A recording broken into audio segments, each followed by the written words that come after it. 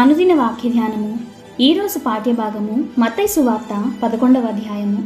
యేసు తన 12 మంది శిష్యులకు ఆజ్ఞాపించుట చాలించిన తరువాత వారి పట్టణములలో బోధించుటకును ప్రకటించుటకును అక్కడ నుండి వెళ్ళిపోయెను. క్రీస్తు చేయించిన కార్యములను గూర్చి యోహాను చెరసాలలో విని, రాబోవు వాడవు నీవేనా, మేము మరి ఒకని కొరకు కనిపెట్టవలనా అని ఆయనను అడుగుటకు తన శిష్యులను నంపెను. యేసు వారిని చూచి, మీరు వెళ్ళి విన్న వాటిని కన్న వాటిని యోహానునకు తెలుపుడి. గ్రుడ్డివారు చూపు పొందుచున్నారు, కుంటివారు నడుచుచున్నారు, కుష్ఠరోగులు శుద్ధులగుచున్నారు, చెవిటివారు వినుచున్నారు, చనిపోయిన వారు లేపబడుచున్నారు, బీదలకు సువార్త ప్రకటింపబడుచున్నది. మరియు నా విషయమై అభ్యంతరపడని వాడు ధన్యుడని ఉత్తరమిచ్చెను. వారు వెళ్ళిపోవచ్చుండగా యేసు యోహానును గూర్చి జనసమూహములతో ఇలాగూ చెప్పసాగెను. మీరేమి చూచుటకు అరణ్యంలోనికి వెళ్ళితిరి? గాలికి కదులుచున్న రెల్లున? మరి ఏమి చూడ వెళ్ళితిరి? సన్నపు బట్టలు ధరించుకొని మనుషునా? ఇదిగో సన్నపు బట్టలు ధరించుకొని వారు రాజగృహములలో నుందురు కదా. మరి ఏమి చూడ వెళ్ళితిరి? ప్రవక్తనా? అవును గాని ప్రవక్త కంటే గొప్పవానునని మీతో చెప్పుచున్నాను. ఇదిగో నేను నా దూతను నీకు ముందుగా పంపుచున్నాను, అతడు నీ ముందర నీ మార్గము సిద్ధపరచును అని ఎవరిని గూర్చి వ్రాయబడెనో అతడే ఈ యోహాను.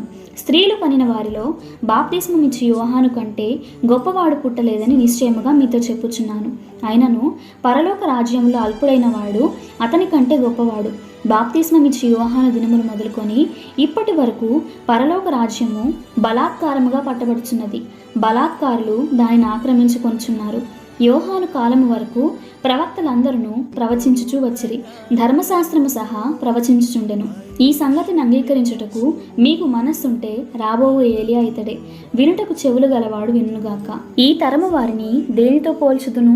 సంత వీధులలో కూర్చుని ఉండి మీకు పిల్లన గ్రోవి ఊదితిమి గాని మీరు నాట్యమాడరైతిరి, ప్రలాపించితిమి గాని మీరు రొమ్ము కొట్టుకొని రైతిరి. తమ చెలికాండ్రతో చెప్పి పిలుపులాటలు ఆడుకొని పిల్లకాయలను పోలి ఉన్నారు. యోహాను తినకయు త్రాగకయు వచ్చెను గనుక వీడు దయ్యము పట్టిన వాడని వారనుచున్నారు. మనుష్య కుమారుడు తినుచు త్రాగుచూ వచ్చెను గనుక ఇదిగో వీడి తిండిపోతును మద్యపానీయు, సుంకరులకును పాపులకును స్నేహితుడని వారనుచున్నారు. అయినను జ్ఞానము జ్ఞానమని దాని క్రియలను బట్టి అనగా దాని పిల్లలను బట్టి తీర్పు పొందునన్నెను.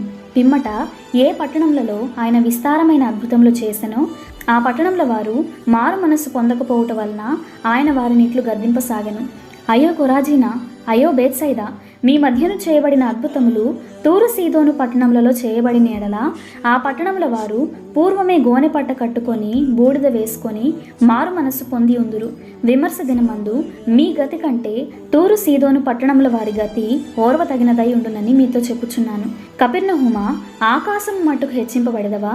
నీవు పాతాళము వరకు దిగిపోయేదవు. నీలో చేయబడిన అద్భుతములు సొదోమాలో చేయబడిన ఎడల అది నేటి వరకు నిలిచి ఉండును. విమర్శ దినమందు నీ గతి కంటే సొదొమ దేశపు వారి గతి ఓర్వ తగినదై ఉండునని మీతో చెప్పుచున్నానెను.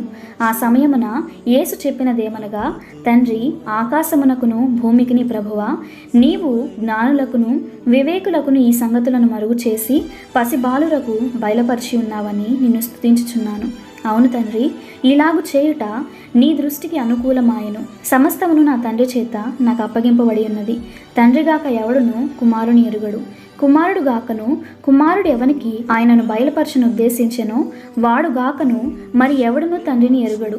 ప్రయాసపడి భారము మోసుకొంచున్న సమస్త జనులారా నా యొద్దకు రండి, నేను మీకు విశ్రాంతి కలుగజేసెదను. నేను సాత్వికుడను దీన మనసు గలవాడను గనుక మీ మీద నా కాడి ఎత్తుకొని నా యొద్ద నేర్చుకొనుడి, అప్పుడు మీ ప్రాణములకు విశ్రాంతి దొరుకును. ఏలయనగా నా కాడి సులువుగాను నా భారము తేలికగాను ఉన్నవి. ఇంతటితో ఈ దిన పాఠ్యభాగము సమాప్తము.